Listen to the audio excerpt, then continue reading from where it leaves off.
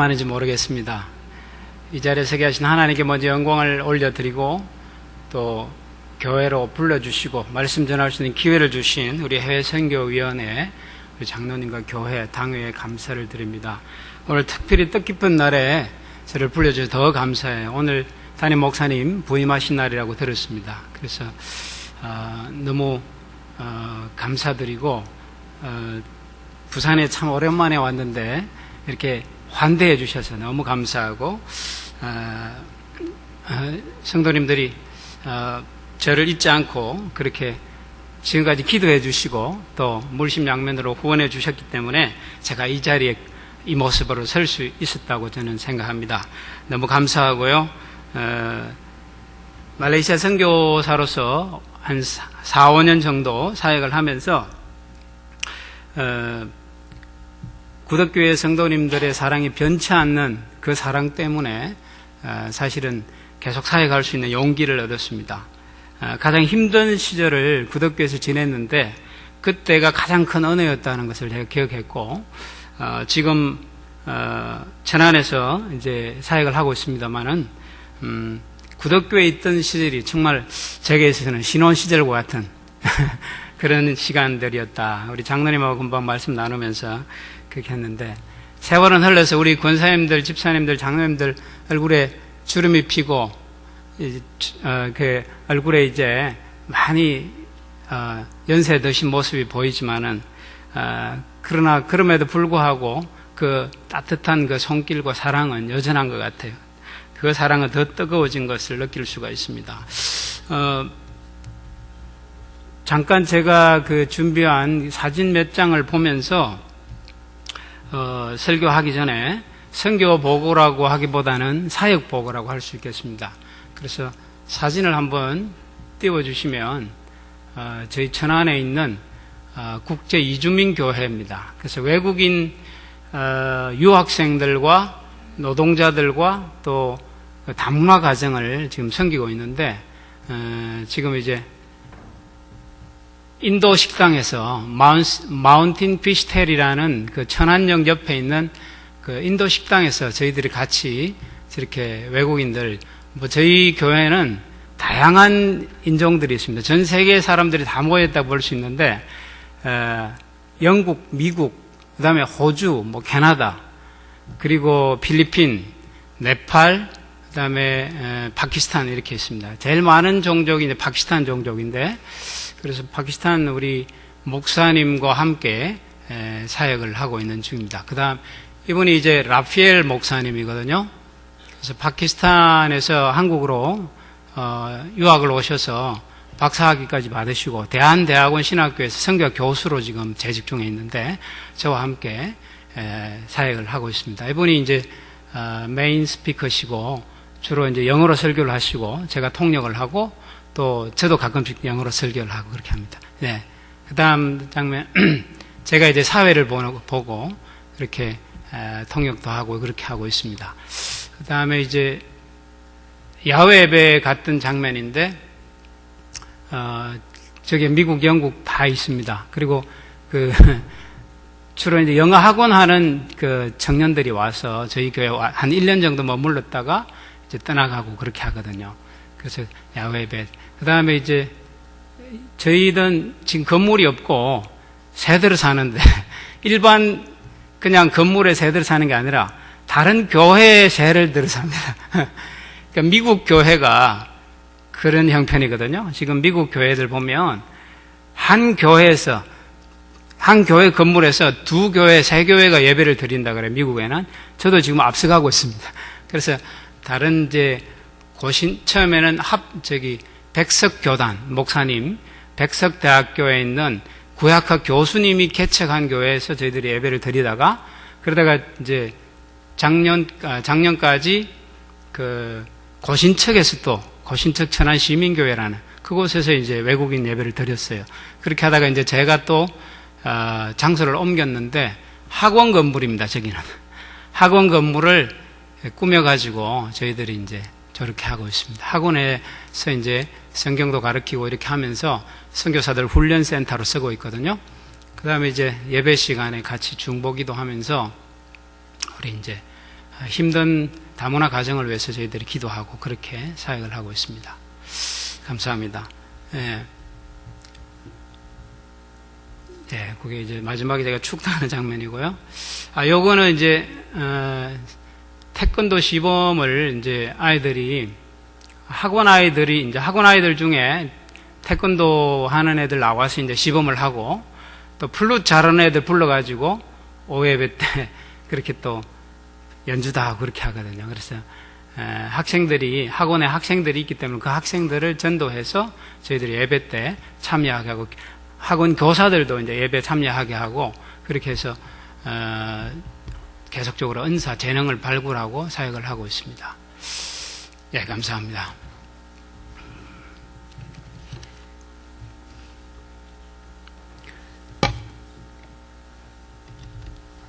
오늘 설교 제목이 믿음 선교인데요.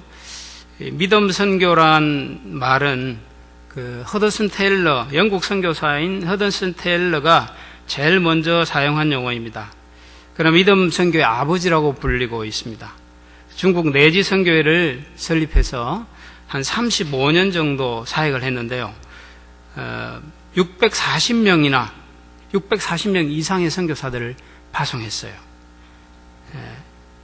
그래서 이분의 그 선교 사역의 열매로 인해서 중국이 많이 복음화됐었는데, 물론 그 뒤에 공산화가 되긴 했지만, 이 허더슨 테일러의 사역으로 인해서 사실은 중국에 많은 사람들이 예수 그리스도를 믿게 되었고, 지금 선교사로 헌신한 사람들이 많이 있습니다.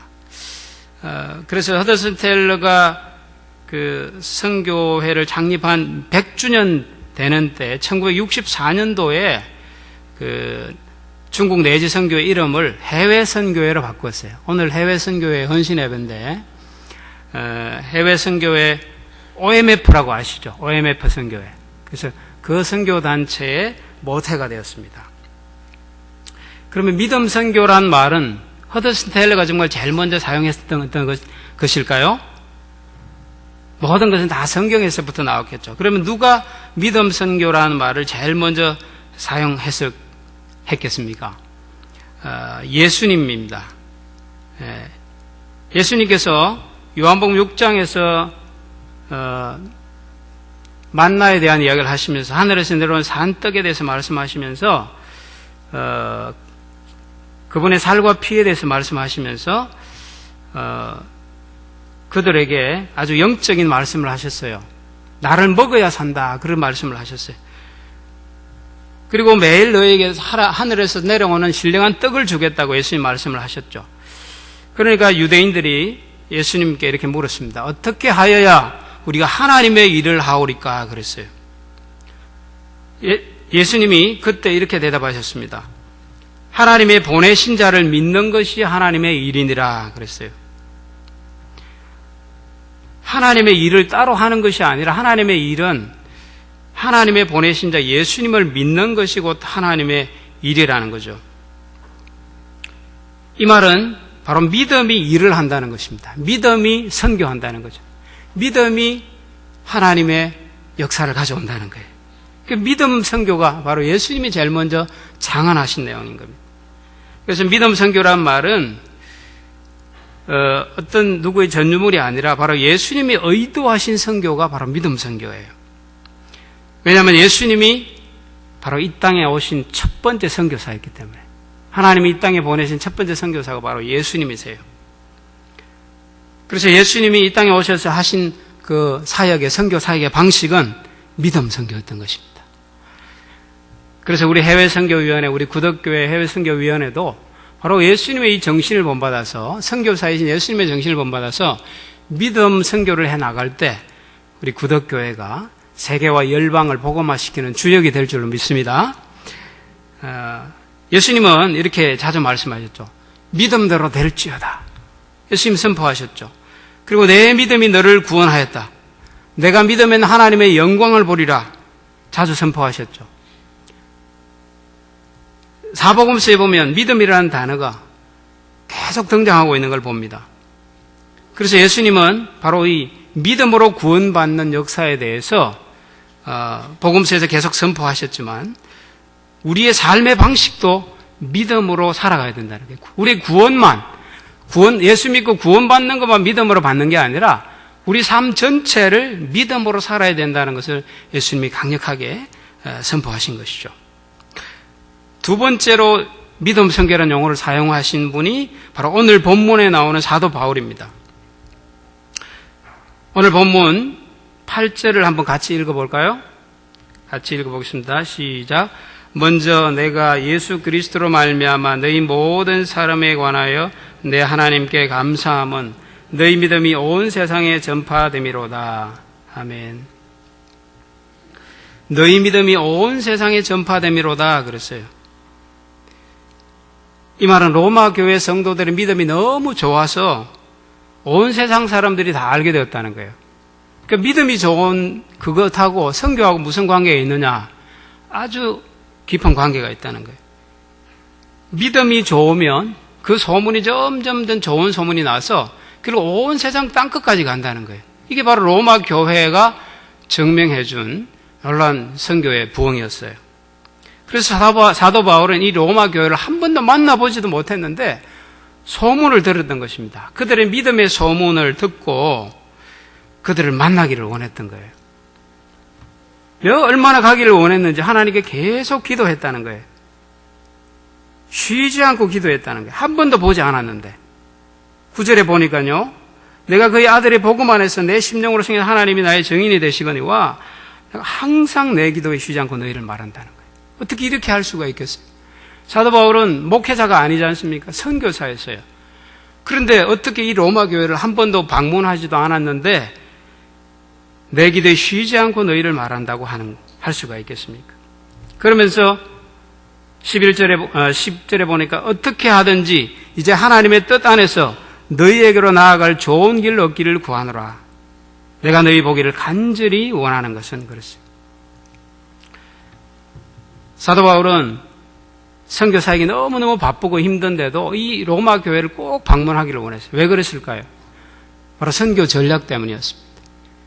로마가 복음화 되어야 이 세상이 복음화 된다는 것을 알았기 때문에 사도 바울은 로마로 좋은 길, 하나님이 로마로 나아갈 좋은 길 얻기를 위해서 간절하게 기도하고 있었던 것입니다. 그런데 이 로마 교회에 놀라운 그 믿음의 사람들이 살고 있었던 것입니다. 많지는 않았을 거예요. 아마 가정교회였을 거예요. 가정교회 성도들 많지 않지만 그들의 믿음이 점점점 자라서 바울에게까지 들렸다는 것입니다. 그래서 사도 바울은 그 당시에 있는 그리스 로마 그 문화가 점령하고 있는 그 당시에 그 세계를 복음으로 점령하기 위해서 바로 이 로마 교회를 복음의 전초 기지로 선교의 전략지로 사용하기 위해서 그는 방문하기를 원했던 것이죠.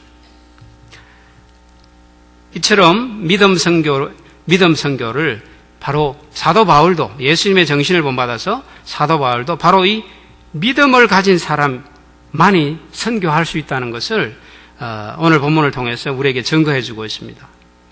그렇다면 우리나라에서 과연 이 믿음 선교를 한 분이 있을까 하는 거 한번 제가 살펴봤는데, 제가 선교사로 나가기 전에 그 신학교 다니던 시절이었습니다. 장신대를 다니고 있을 때 제가 제자 훈련을 받으면서 그때 그 전문인 선교단체를 이게 창설을 했습니다. 광림교회에서, 서울 광림교회에서. 그때 제가 그 자리에 전문인 선교회 그 설립하는 그 예배에 있었는데, 그때 설교자로 오신 분이 전주 안디옥교회 이동희 목사님이셨어요. 깡통교회로 알려진 그 유명한 교회잖아요. 전주 안디옥교회 이동희 목사님. 근데 그분께서 오셔서 말씀을 전하시고, 또 그때 우리 온누리교회 하영조 목사님도 계시고 그랬어요. 저는 그때 갈릴리 세계선교회 출신이었습니다. 훈련을 받고 있었는데, 근데 그 이동희 목사님 설교를 들으면서 제가 엄청 많이 눈물이 나왔어요. 많은 눈물을 흘렸어요. 그때 제가 선교사로 나가겠다고 헌신했어요. 왜냐하면 저는 그 선교사로 나가겠다고 청년 때 제가 광복교회 출신이잖아요. 광복교회 청년 때부터 선교사 나가려고 그랬었지만 늘 건강이 좋지 않았어요. 지금 사실 제가 한국에 다시 이게 들어올 수밖에 없었던 것도 건강 때문이었습니다. 그래서 구덕교에 있을 때 우리 성도님들의 특별한 사랑과 은혜로 인해서 제가 지금까지 이렇게 버티고 있는데요. 건강만 좋았으면 제가 아마 신대원 다니면서, 신대원 졸업하자마자 선교사로 나갔을 것입니다. 그런데 그때 이동희 목사님 메시지를 들으면서 다시 한번 다짐했습니다. 하나님, 저에게 기회를 주시면 저도 선교사로 나가겠습니다. 근데 이동희 목사님 설교를 하시는데 왠지 모르게 그렇게 뜨거운 눈물이 막 솟아나는 거예요. 왜냐하면 그때 메시지가 아직도 쟁쟁한데 세상 사람들은 성도들의 피를 보기를 원한다는 거예요. 특별히 또 목회자의 피를 보기를 원한다는 거예요. 영적 지도자의 피를 보아야만 세상 사람들은 감동받고 이 세상이 변화된다는 그런 이야기를 하시더라고요. 제가 그때 그 설교 때 굉장한 충격을 받았고 도전을 받았습니다. 그때 이동희 목사님에게서 나오는 순교 정신, 일사각오의 정신을 제가 가지고 그래, 내가 건강해지고 선교사로 나가는 것이 아니라 내가 예수님의 은혜를 가지고 있는데 조건이 갖추어진다고 해서 내가 복음을 전하는 것이 아니라 내 생명이 다하는 때까지 복음을 전해야 되겠다. 그렇게 각오를 하고 제가 계속 선교 준비를 해 나갔습니다. 그런데 그때 그 이동희 목사님이 바울 선교회를 세우셨는데 이미 믿음 선교라는 용어를 그때 사용하시더라고요. 믿음 선교. 우리 바울 선교회는 믿음으로 선교합니다. 그렇게 이야기하시더라고요. 그리고 선교사를 뽑을 때, 지원자를 발굴할 때, 선교 모금하는 일을 못하게 한다는 거예요. 그래서 선교 후원을 믿음으로 후원자를 붙여주는 사람만 선교사로 보낸다는 거예요. 너무 놀랍지 않습니까? 선교사로 보내는데 교회에서 파송을 하고 선교비를 다 그 선교비를 지원해서 하는 것이 아니라 본인이 하나님 앞에 무릎 꿇고 기도해서 응답받아가지고 선교비가 모여진 사람, 어느 정도 액수 이상의 모여진 사람을 바울 선교가 훈련시켜서 파송한다는 거예요. 예전에는 바울 선교가 그렇게 했어요. 요즘은 바울 선교에도 선교비를 지원하더라고요. 교회에서.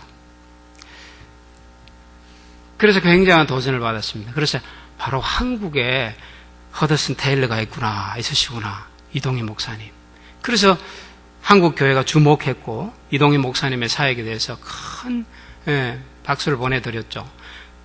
그 전에 더 유명하게 된 건 깡통교회잖아요. 깡통교회 이야기라는 책도 나오는데 두란노 서원에서 거기에 보면 이동희 목사님은 선교비의 60%를 교회 재정의 60%를 선교비로 지출하는 교회였어요. 한국에 아무도 어느 교회도 그렇게 지출하는 교회가 없습니다.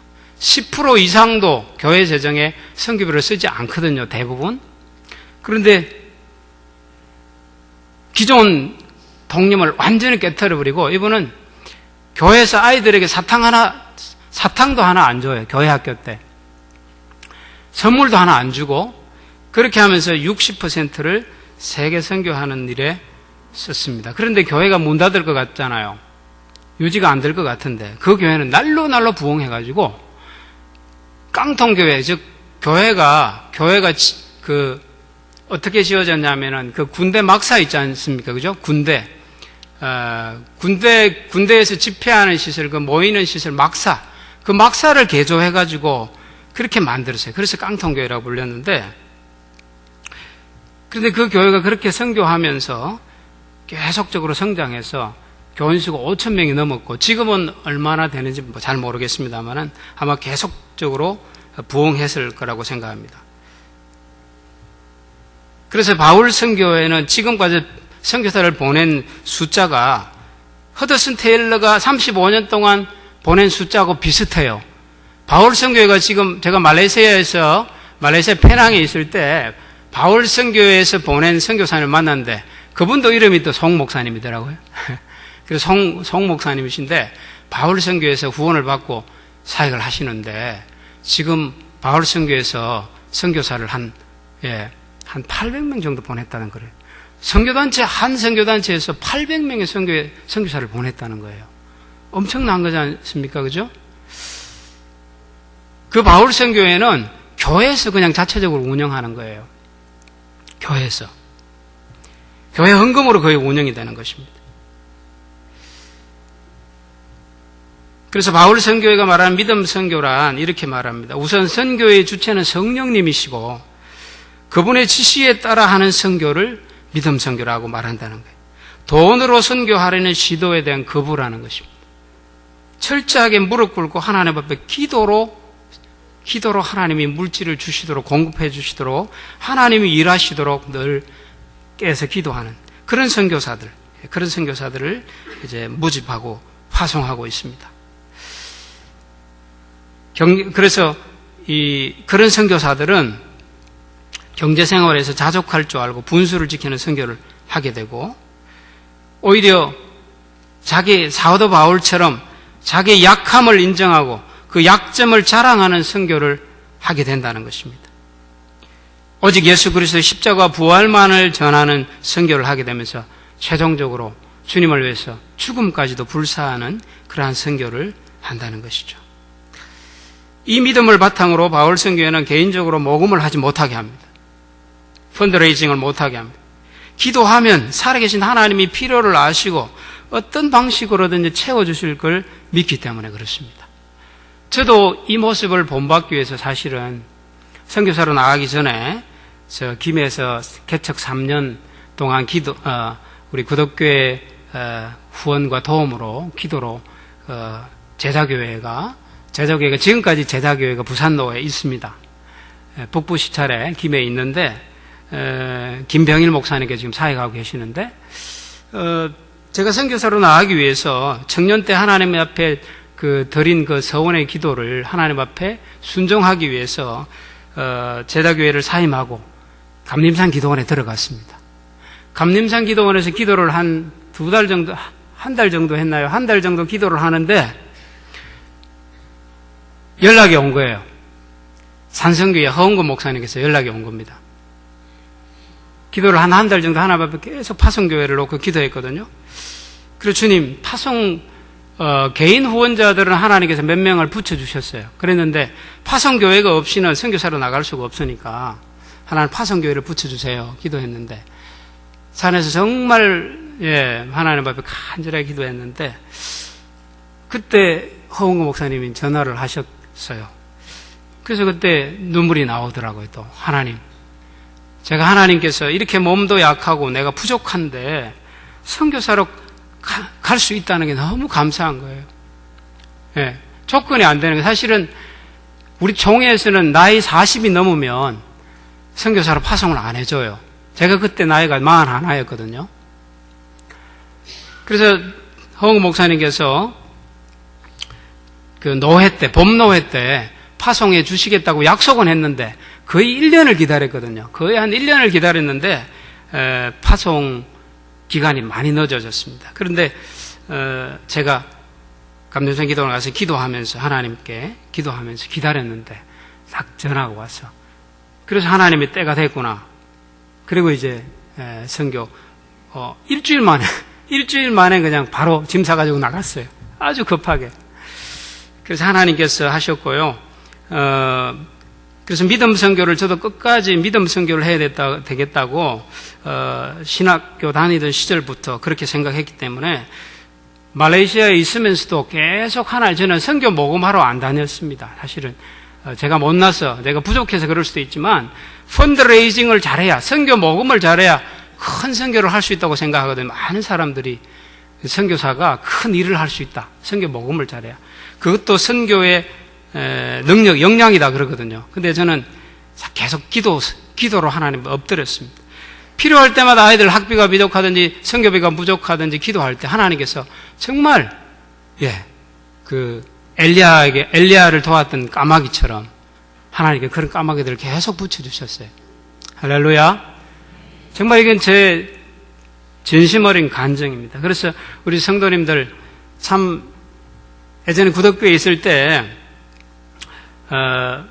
제가 많이 힘들었고 많이 이제 병하고 싸우면서 어렵게 목회를 했는데 이 제가 가지고 있는 지병을 아직도 완전히 정복하지 못한 것에 대해서는 참 제 자신 생각할 때도 너무나 부끄러운 고백이지만, 그러나 하나님께서는 약한 가운데서 약함을 인정하고 그 약점을 자랑하는 선교, 즉 사도 바울이 내가 약할 때 강하다고 고백하는 그 말씀 붙잡고 지금까지 달려왔습니다. 그래서 우리 구독교 성도님들의 사랑과 기도와 지원에 너무 감사드리고, 우리 구독교 해외선교위원회가 이 바울을 따라서, 예수님을 따라서, 또 이동호 목사님의 어떤 선교 정신을 따라서 믿음으로 선교해서 정말 세계와 열방을 향해서 많은 선교사를 파송하고 많은 한국교회 도전을 줄 수 있는 우리 구독교회 해외선교위원회 되시기를 주의 이름으로 축원합니다.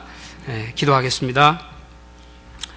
살아계신 아버지 하나님, 참으로 감사합니다. 부족한 종이 말씀을 들고 주의 말씀을 대언했습니다. 아버지 하나님, 우리가 구원받은 것도 감사한데 복음을 전할 수 있는 우리에게 능력을 주시니 특별히 아버지 하나님 감사를 드립니다. 하나님 아버지, 우리가 연약할지라도 성령께서 나와 함께 계시고 예수 그리스도께 나와 함께 계시기 때문에 아버지 하나님, 우리가 복음을 전하고 세계와 열방과 땅끝까지 나아가서 복음을 전할 수 있는 그러한 아버지 일꾼으로 우리를 세워주심을 감사합니다. 믿음으로 고백하면서 날마다 순종하면서 이 복음을 땅끝까지 전할 수 있도록 우리를 날마다 새롭게 하시고 강건하게 하시고 날마다 하나님의 은혜 가운데 거하게 하셔서 주님의 쓰시는 귀한 일꾼들이 다 되도록 우리 구독교회 성도 한 사람 한 사람이 되게 하시고, 특별히 구독교회 해외선교위원회가 정말 이 지역에, 이 아버지 부산에서 참으로 아버지 하나님이여 많은 선교사를 파송하고 많은 교회들에게 큰 도전과 영향을 주는 귀한 아버지 해외선교위원회가 될 수 있도록 사용하여 주옵소서. 감사하며 예수님의 이름으로 기도하옵나이다. 아멘.